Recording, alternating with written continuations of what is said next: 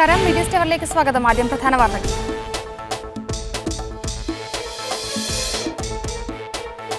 ആരോഗ്യമേഖലയിൽ സ്വദേശിവൽക്കരണം അപ്രായോഗികമെന്ന് കുവൈത്ത്. ആരോഗ്യമേഖലയിൽ വിദേശികളെ ആശ്രയിക്കാതെ പറ്റില്ലെന്നും ആരോഗ്യ മന്ത്രാലയം. ആരോഗ്യരംഗത്ത് പ്രവർത്തിക്കുന്ന സ്വദേശികളുടെ എണ്ണം വളരെ കുറവെന്നും അധികൃതർ. ദുബായ് നിവാസികൾക്ക് നിർബന്ധിത ഇൻഷുറൻസ് എടുക്കാനുള്ള കാലാവധി ഉടൻ അവസാനിക്കുമെന്ന് ഹെൽത്ത് അതോറിറ്റി. കാലാവധി അവസാനിച്ചാൽ നിയമലംഘകർക്ക് പിഴ ഈടാക്കി തുടങ്ങുമെന്ന മുന്നറിയിപ്പ്. ഇൻഷുറൻസ് ഇല്ലാത്തവരുടെ വിസ പുതുക്കാൻ അനുമതി നൽകില്ല. ഒമാനിൽ തൊഴിൽ കേസുകൾ മാത്രം പരിഗണിക്കുന്നതിനുള്ള കോടതി ഈ വർഷം നിലവിൽ വരും. തൊഴിൽ കേസുകൾക്ക് വേഗത്തിൽ പരിഹാരം കാണൽ ലക്ഷ്യം. തീരുമാനം പ്രവാസികൾക്ക് ഗുണകരമാകും. വിശദമായ വാർത്തകളിലേക്ക്. ആരോഗ്യമേഖലയിൽ സ്വദേശിവൽക്കരണം അപ്രായോഗികമെന്ന് കുവൈത്ത്. ആരോഗ്യമേഖലയിൽ ജോലി ചെയ്യുന്ന സ്വദേശികളുടെ എണ്ണം വളരെ കുറവാണെന്നും വിദേശികളെ ആശ്രയിക്കാതെ മുന്നോട്ടു പോകുക പ്രയാസമാണെന്നും ആരോഗ്യ മന്ത്രാലയത്തിലെ ഉന്നത വൃത്തങ്ങളെ ഉദ്ധരിച്ച് അൽറൈ ദിനപത്രം റിപ്പോർട്ട് ചെയ്തു. രാജ്യത്തെ വിവിധ സർക്കാർ ഡിപ്പാർട്ട്മെന്റുകളിൽ വിദേശികളെ കുറയ്ക്കുന്നതിനുള്ള നടപടികൾ ആരംഭിച്ചിട്ടുണ്ടെങ്കിലും ആരോഗ്യമേഖലയിൽ സ്വദേശിവൽക്കരണം പ്രയാസകരമായിരിക്കുമെന്നാണ് ആരോഗ്യ മന്ത്രാലയത്തിന്റെ വിലയിരുത്തൽ. നിലവിൽ മന്ത്രാലയത്തിലെ ജീവനക്കാരിലേറെയും വിദേശികളാണ്. കുറഞ്ഞ ശതമാനം സ്വദേശികൾ മാത്രമാണ് ഈ രംഗത്തുള്ളത്. രാജ്യത്തെ 70% ഡോക്ടർമാരും ഇന്ത്യയുൾപ്പെടെ വിദേശ രാജ്യങ്ങളിൽ നിന്നുള്ളവരാണ്. വെറും 30% മാത്രമാണ് ഈ രംഗത്ത് സ്വദേശികളുടെ സാന്നിധ്യം. പുരുഷന്മാരും വനിതകളും ഉൾപ്പെടെ 22,000 നഴ്സുമാർ മന്ത്രാലയത്തിന് കീഴിൽ ജോലി ചെയ്യുന്നുണ്ടെങ്കിലും ഇതിൽ സ്വദേശി നഴ്സുമാരുടെ തോത് വെറും 6% മാത്രം. 3,500 ദന്ത ഡോക്ടർമാരുള്ളതിൽ 1,400 പേർ മാത്രമാണ് സ്വദേശികൾ. ഇത്തരത്തിൽ സ്വദേശി വിദേശി ജീവനക്കാർക്കിടയിൽ ഭീമമായ അന്തരം നിലനിൽക്കുമ്പോൾ സ്വദേശിവൽക്കരണം പ്രയാസകരമായിരിക്കുമെന്നാണ് മന്ത്രാലയത്തിന്റെ വിലയിരുത്തൽ. ജാബർ ആശുപത്രി പ്രവർത്തനമാരംഭിക്കുകയും ജഹ്റ, അദാൻ, ഫറവാനിയ തുടങ്ങിയ ആശുപത്രികളുടെ വികസന പ്രവൃത്തികൾ പൂർത്തിയാവുകയും ചെയ്യുന്നതോടെ ആരോഗ്യരംഗത്ത് കൂടുതൽ തൊഴിലവസരങ്ങളുണ്ടാകും. ഈ അവസരങ്ങൾ പൂർത്തിയാക്കാൻ തദ്ദേശീയരിൽ നിന്ന് ആളില്ലാതിരിക്കെ വിദേശികളെ തന്നെ ആശ്രയിക്കേണ്ടി വരുമെന്നാണ് അധികൃതരുടെ വിലയിരുത്തൽ. Muneer Ahmed, media one, Kuwait city. കുവൈത്തിലെ അബ്ബാസിയിൽ ഇന്ത്യക്കാർക്കെതിരെ അക്രമ സംഭവങ്ങൾ വർദ്ധിച്ചതിൽ പ്രദേശവാസികൾ ആശങ്കയിലാണ്. കഴിഞ്ഞ ഒരാഴ്ചയ്ക്കിടെ മലയാളികളടക്കം നിരവധി ഇന്ത്യക്കാരാണ് കവർച്ചാ സംഘത്തിന്റെ ആക്രമണത്തിന് ഇരയായത്. ഇന്ത്യക്കാരുടെ സുരക്ഷ ഉറപ്പാക്കാൻ എംബസി ഇടപെടണമെന്ന ആവശ്യം ശക്തമാകുന്നു. പിടിച്ചുപറിയും കവർച്ചയും പതിവായതോടെ രാത്രികാലങ്ങളിൽ പുറത്തിറങ്ങി നടക്കാനാകാത്ത അവസ്ഥയാണെന്നാണ് അബ്ബാസിയവാസികളുടെ പരാതി. കഴിഞ്ഞ ഒരാഴ്ചയ്ക്കിടെ നിരവധി പേരാണ് കവർച്ചാ സംഘത്തിന്റെ അക്രമത്തിനിരയായത്. കഴിഞ്ഞ ദിവസം സ്കൂൾ വിദ്യാർത്ഥിനിയുടെ പണവും സിവിൽ ഐഡിയും അടങ്ങുന്ന ബാഗ് അക്രമികൾ തട്ടിപ്പറിച്ചു. അന്ന് തന്നെ ഭവൻസ് സ്കൂളിലെ ബസ് ഡ്രൈവറും ആക്രമിക്കപ്പെട്ടു. ഒരാഴ്ച മുമ്പ് അധ്യാപികയുടെ ബാഗ് തട്ടിപ്പറിച്ചു കൊണ്ടുപോയ സംഭവമുണ്ടായി. ദിവസങ്ങൾക്ക് മുമ്പ് ഇന്റഗ്രേറ്റഡ് ഇന്ത്യൻ സ്കൂളിന് സമീപത്ത് വെച്ച് പട്ടാപ്പകൽ തമിഴ്നാട്ടുകാരനായ ഡ്രൈവറെ ആക്രമിച്ച് പണം തട്ടിയെടുത്ത സംഘം ദേഹത്ത് വാഹനം ഇടിച്ചുകയറ്റി. വിദേശികളുടെ സിവിൽ ഐഡി ഉപയോഗിച്ച് വിവിധ മൊബൈൽ കമ്പനികളിൽ നിന്ന് വില കൂടിയ ഫോണുകൾ വാങ്ങി ഉടമക്ക് ബാധ്യത വരുത്തുന്നതായും പരാതിയുണ്ട്. ബിദൂനി യുവാക്കളുടെ സംഘമാണ് അക്രമത്തിന് പിന്നിലെന്നാണ് സൂചന. അക്രമ പരമ്പരകളുടെ പശ്ചാത്തലത്തിൽ ഇന്ത്യൻ എംബസി മുൻകൈയെടുത്ത് കാര്യങ്ങൾ ആഭ്യന്തര മന്ത്രാലയത്തിന്റെ ശ്രദ്ധയിൽപ്പെടുത്തണമെന്നും മേഖലയിൽ പോലീസ് പട്രോളിംഗ് ശക്തമാക്കുന്നതിനായി സമ്മർദ്ദം ചെലുത്തണമെന്നും വിവിധ പ്രവാസി സംഘടനകൾ ആവശ്യപ്പെട്ടു. Media one, Kuwait city. Dubai നിവാസികൾക്ക് നിർബന്ധിത ആരോഗ്യ ഇൻഷുറൻസ് എടുക്കാൻ അനുവദിച്ച കാലപരിധിയിലെ അവസാനഘട്ട ഇളവ് ഉടൻ പിൻവലിക്കുമെന്ന് ദുബായ് ഹെൽത്ത് അതോറിറ്റി. ഏതാനും ദിവസങ്ങൾക്കകം ആരോഗ്യ ഇൻഷുറൻസ് ഇല്ലാത്തവർക്ക് പിഴ ഈടാക്കി തുടങ്ങുമെന്ന് അധികൃതർ വ്യക്തമാക്കി. 2016 ഡിസംബർ 31 വരെയാണ് ദുബൈയിലെ മുഴുവൻ പേർക്കും ആരോഗ്യ ഇൻഷുറൻസ് ഉറപ്പാക്കാൻ ദുബായ് ഹെൽത്ത് അതോറിറ്റി ഏറ്റവും ഒടുവിൽ കാലപരിധി നിശ്ചയിച്ചത്. എന്നാൽ ഇൻഷുറൻസ് കമ്പനികളുടെ തിരക്ക് പരിഗണിച്ച് കാലപരിധിയിൽ അവസാനഘട്ട ഇളവ് അനുവദിക്കുകയായിരുന്നു. കുടുംബാംഗങ്ങൾക്ക് പോളിസി എടുക്കാൻ പുതുവർഷത്തിലെ ശമ്പളം ലഭിക്കേണ്ടതുണ്ടെന്ന അഭ്യർത്ഥനയും അതോറിറ്റിക്ക് മുന്നിലെത്തിയിരുന്നു. ഇതെല്ലാം കണക്കിലെടുത്താണ് കാലപരിധി നീട്ടിയതായി അതോറിറ്റി അറിയിച്ചത്. എന്നാൽ എത്ര കാലത്തേക്കാണ് നീട്ടിയതെന്ന് വ്യക്തമാക്കിയിരുന്നില്ല. അവസാനഘട്ട ഇളവ് ദിവസങ്ങൾക്കകം അവസാനിക്കുമെന്ന് ഹെൽത്ത് ഫണ്ടിംഗ് വിഭാഗം ഡയറക്ടർ ഡോക്ടർ ഹൈദർ അൽ യൂസഫ് പറഞ്ഞു. ഇനി 2% ദുബൈ നിവാസികൾ മാത്രമാണ് ഹെൽത്ത് ഇൻഷുറൻസ് എടുക്കാൻ ബാക്കിയുള്ളത്. ഉടൻ പോളിസി എടുത്തില്ലെങ്കിൽ ഇവർ പിഴ നൽകേണ്ടി വരും. ഇൻഷുറൻസ് ഇല്ലാത്തവരുടെ വിസ പുതുക്കാനും അനുവദിക്കില്ല. വിസ ഇല്ലാത്ത ഓരോരുത്തർക്കും മാസം 500 ദിർഹം വീതമാണ് പിഴ ഈടാക്കുക. Media one, Dubai. തൊഴിൽ കേസുകൾ മാത്രം പരിഗണിക്കുന്നതിനുള്ള കോടതി ഈ വർഷം ഒമാനിൽ നിലവിൽ വന്നേക്കും. നിലവിൽ തൊഴിൽ കേസുകൾ മാത്രം പരിഗണിക്കുന്നതിന് ഒമാനിൽ പ്രത്യേക കോടതികളില്ല. കേസുകളിൽ വാദം കേൾക്കലും വിധി നിർണയവും നീണ്ടുപോകുന്ന സാഹചര്യം ഒഴിവാക്കുകയാണ് പുതിയ കോടതി ആരംഭിക്കുന്നതിലൂടെ ലക്ഷ്യം വെക്കുന്നതെന്ന് മാനവവിഭവശേഷി മന്ത്രിയുടെ ഉപദേശകൻ സയ്യിദ് ബിൻ നാസർ അൽ സാദി അറിയിച്ചു. നീതിന്യായ മന്ത്രാലയത്തിന് കീഴിലായിരിക്കും കോടതി. സ്വദേശികളും വിദേശികളുമായ ജീവനക്കാർ നിയമക്കുരുക്കിൽപ്പെട്ട് കിടക്കുന്ന അവസ്ഥ ഒഴിവാക്കേണ്ടതുണ്ട്. അവരുടെ പരാതികളിൽ എത്രയും വേഗം പരിഹാരം കണ്ടെത്തുകയാണ് പ്രത്യേക ലേബർ കോടതി സ്ഥാപിക്കുന്നതിലൂടെ ഉദ്ദേശിക്കുന്നതെന്ന് അൽസാദി പറഞ്ഞു. തൊഴിൽ തർക്ക കേസുകളിൽ മന്ത്രാലയ ഇടപെടൽ വേഗത്തിലാക്കാൻ പരാതികൾ ഓൺലൈനായി സമർപ്പിക്കാൻ സംവിധാനം നേരത്തെ ആരംഭിച്ചിരുന്നു. നിലവിൽ തൊഴിൽ തർക്ക കേസുകൾ ലേബർ ഡിപ്പാർട്ട്മെന്റാണ് പരിഗണിക്കുന്നത്. അവിടെ നടപടിക്രമങ്ങൾക്ക് 30 ദിവസത്തോളം സാവകാശമെടുക്കുന്നുണ്ട്. അവിടെ തീരുമാനമാകാത്ത പരാതികൾ കോടതികളിലേക്ക് നീളും. കുറഞ്ഞത് 3 ഹിയറിംഗുകളെങ്കിലും അവിടെയുണ്ടാകും. 1 വർഷം വരെ നീളാനിടയുള്ള വാദത്തിനൊടുവിൽ തൊഴിലാളിക്ക് അനുകൂലമായി വിധി പറഞ്ഞാൽ തൊഴിലുടമ അപ്പീൽ കോടതിയെ സമീപിക്കാറാണ് പതിവ്. അന്തിമ വിധി പുറത്തുവന്നാലും അത് നടപ്പിൽ വരുത്തുന്നതിന് സാവകാശം വരുന്ന സാഹചര്യമുണ്ടെന്ന് സാമൂഹ്യ സേവന രംഗത്ത് പ്രവർത്തിക്കുന്നവർ പറയുന്നു. സന്നദ്ധ സംഘടനകളുടെയും സാമൂഹ്യ പ്രവർത്തകരുടെയും പിന്തുണയില്ലാതെ വിദേശ തൊഴിലാളികൾക്ക് ഇത്രയും കാലം പിടിച്ചു നിൽക്കുക ബുദ്ധിമുട്ടായിരിക്കും. അതിനാൽ പല വിദേശ തൊഴിലാളികളും കേസ് ഒഴിവാക്കി നാട്ടിൽ പോവാനാണ് താൽപര്യപ്പെടുക. പ്രത്യേക കോടതി നിലവിൽ വരുന്നതോടെ ഈ അവസ്ഥയ്ക്ക് പരിഹാരമാകുമെന്നാണ് ചൂണ്ടിക്കാണിക്കപ്പെടുന്നത്. Media 1 Muscat. സൗദി സുഡാൻ സംയുക്ത സൈനിക പരിശീലനം ചെങ്കടലിൽ ആരംഭിച്ചു. 3 വർഷമായി തുടരുന്ന അൽഫലക് 2 എന്ന പേരിലുള്ള നാവിക പരിശീലനത്തിന്റെ തുടർച്ചയായാണ് ചെങ്കടലിൽ പരിശീലനം സംഘടിപ്പിച്ചത്. മേഖലയിലെ ഇതര രാജ്യങ്ങളുമായി സഹകരിച്ച് കൂടുതൽ സൈനിക പരിശീലനത്തിനാണ് സൗദിയുടെ നീക്കം.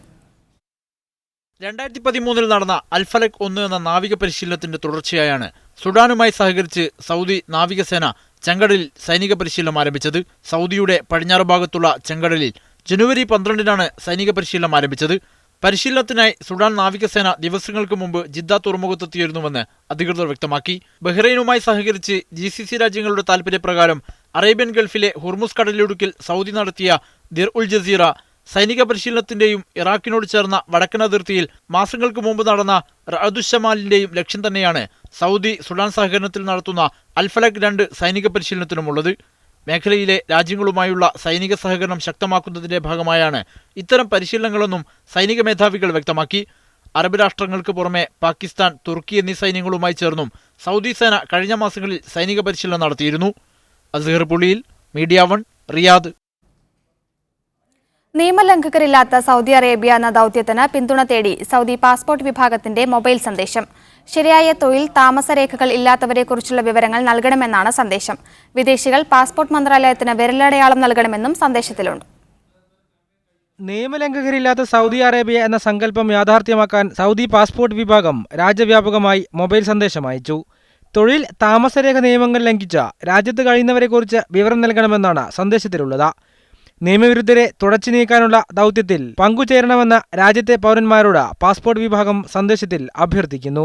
വിസ കാലാവധി കഴിഞ്ഞിട്ടും രാജ്യത്ത് തങ്ങുന്നവർ, നുഴഞ്ഞുകയറ്റക്കാർ, സന്ദർശന വിസയിലോ തീർത്ഥാടനത്തിനോ വന്ന് തിരിച്ചുപോകാത്തവർ എന്നിവരെ അനധികൃത താമസക്കാരായാണ് പരിഗണിക്കുക. വിരലടയാളം ഉൾപ്പെടുന്ന വിവരങ്ങൾ നൽകാത്ത വിദേശികൾ ഉടൻ അവ നൽകണമെന്നും പാസ്പോർട്ട് വിഭാഗം അഭ്യർത്ഥിച്ചു. 6 വയസ്സിന് മുകളിൽ പ്രായമുള്ള കുട്ടികൾ ഉൾപ്പെടെ എല്ലാ സ്ത്രീ പുരുഷന്മാരും ആഭ്യന്തര മന്ത്രാലയത്തിനു കീഴിലെ പാസ്പോർട്ട് വിഭാഗത്തിന്റെ വെബ്സൈറ്റിൽ വിരലടയാളം നൽകണം. തിരിച്ചറിയൽ കാർഡ് പുതുക്കൽ, റീ എൻട്രി തുടങ്ങിയ സേവനങ്ങൾ ഇവർക്ക് ലഭിക്കില്ലെന്നാണ് മുന്നറിയിപ്പ്.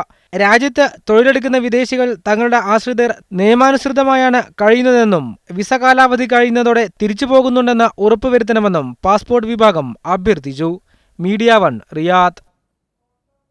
വൈദ്യുതി സബ്സിഡി എടുത്തുകളയുന്നതിലൂടെ സൗദി പൗരന്മാർക്ക് വന്നുചേരുന്ന അധിക ബാധ്യതയ്ക്ക് പകരമായി സർക്കാർ അനുവദിച്ച ധനസഹായം ഫെബ്രുവരി മുതൽ നൽകി തുടങ്ങണമെന്ന് തൊഴിൽ സാമൂഹ്യക്ഷേമ മന്ത്രാലയം അറിയിച്ചു. കുറഞ്ഞ വരുമാനക്കാരായ സ്വദേശികൾക്ക് മാത്രം ലഭിക്കുന്ന ധനസഹായം സൗദി വിഷൻ 2030ന്റെ ഭാഗമായാണ് നടപ്പാക്കുന്നത്. ഓരോ മാസവും 5-ാം തീയതി അർഹരായ സ്വദേശികളുടെ അക്കൗണ്ടിൽ പണം നിക്ഷേപിക്കുന്ന രീതിയാണ് സർക്കാർ സ്വീകരിച്ചിരിക്കുന്നത്. വരുമാനത്തിനനുസരിച്ച് പൗരന്മാരെ വിവിധ ഘടകങ്ങളാക്കി തിരിച്ചാണ് ധനസഹായ സംഖ്യ നിശ്ചയിച്ചിരിക്കുന്നത്. തനിമ കലാസാഹിത്യവേദിയുടെ ആഭിമുഖ്യത്തിൽ ദോഹയിൽ സാഹിത്യ സംഗീത വിരുന്ന് നടന്നു. FCC വായനക്കൂട്ടത്തിന്റെ സഹകരണത്തോടെ നടന്ന പരിപാടിയിൽ 2 പുസ്തകങ്ങളുടെ പ്രകാശനവും ഗസൽ പൂക്കൾ എന്ന ഖവാലി രത്തും അരങ്ങേറി. ഖാലിദ് കല്ലൂരിന്റെ പ്രസ്റ്റീജ് ബോയ് എന്ന ബാലസാഹിത്യ കൃതിയും ഫൈസൽ അബൂബക്കറിന്റെ ആദിയിൽ കവിതയുണ്ടായി എന്ന കവിതാ സമാഹാരവുമാണ് തനിമ കലാസാഹിത്യവേദി FCCയിൽ സംഘടിപ്പിച്ച ചടങ്ങിൽ പ്രകാശനം ചെയ്തത്.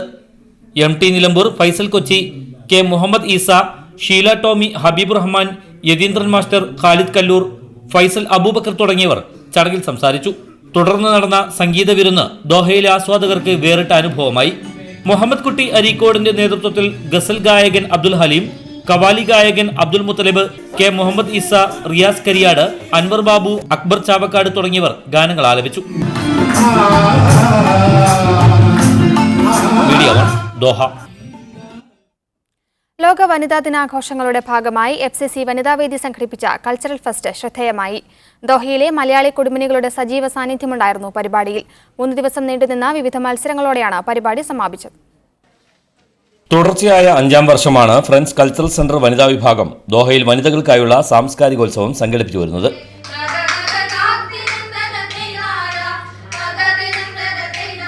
സ്റ്റേജിനങ്ങളായ മാപ്പിളപ്പാട്ട്, നാടൻപാട്ട്, ലളിതഗാനം, കവിതാ പാരായണം, മൈം, മോണാക്ട് എന്നിവയ്ക്ക് പുറമെ രചനാ മത്സരങ്ങളായ ഉപന്യാസം, കവിതാരചന, കഥാരചന, ക്യാപ്ഷൻ റൈറ്റിംഗ്, ചിത്രരചന, കാർട്ടൂൺ, കൊളാഷ് തുടങ്ങിയ ഇനങ്ങളിലും മത്സരങ്ങൾ നടന്നു. വനിതകളുടെ സർഗശേഷി പുറത്തെടുക്കാനുതകുന്ന രീതിയിൽ സംവിധാനിച്ച flower making, clay modelling, best out of waste തുടങ്ങിയ മത്സരങ്ങളിലും കുടുംബിനികളുടെ സജീവ പങ്കാളിത്തമാണ് ഉണ്ടായത്. ദോഹയിൽ നിന്നും പരിസര പ്രദേശങ്ങളിൽ നിന്നുമായി 300ഓളം വനിതകളാണ് മത്സരങ്ങളിൽ പങ്കെടുത്തത്. Media 1 Doha. കലാസാഹിത്യ സാംസ്കാരിക രംഗത്ത് 4 വർഷമായി പ്രവർത്തിച്ചു വരുന്ന ജിദ്ദ കലാസാഹിത്യവേദി ജിദ്ദയിൽ വിവിധ മേഖലകളിൽ കഴിവ് തെളിയിച്ച 4 പേരെ ആദരിക്കുമെന്ന് ഭാരവാഹികൾ വാർത്താസമ്മേളനത്തിൽ അറിയിച്ചു. മാധ്യമപ്രവർത്തന മേഖലയിൽ നിന്നും ഹസൻ ചെറുപ്പ, സാമൂഹ്യ സേവനത്തിന് ഇസ്മയിൽ മുണ്ടക്കുളം, കലയിൽ ധന്യ പ്രശാന്ത്, സാഹിത്യത്തിൽ റുബീന നിവാസ് എന്നിവർക്കാണ് അവാർഡ് നൽകുക. ഗോപി നെടുങ്ങാടി, CK ഷാഹിർ, അബ്ദുൽ മജീദ് നഹ എന്നിവരടങ്ങിയ ജൂറിയാണ് അവാർഡ് ജേതാക്കളെ തെരഞ്ഞെടുത്തത്. അടുത്ത മാസം 9-ന് സംഘടിപ്പിക്കുന്ന സ്നേഹസംഗമം പരിപാടിയിൽ അവാർഡുകൾ വിതരണം ചെയ്യുമെന്നും സംഗമത്തിൽ ഗാനമേള, കുട്ടികളുടെ നൃത്തങ്ങൾ തുടങ്ങിയ വിവിധ കലാപരിപാടികൾ ഉണ്ടായിരിക്കുമെന്നും ഭാരവാഹികൾ അറിയിച്ചു.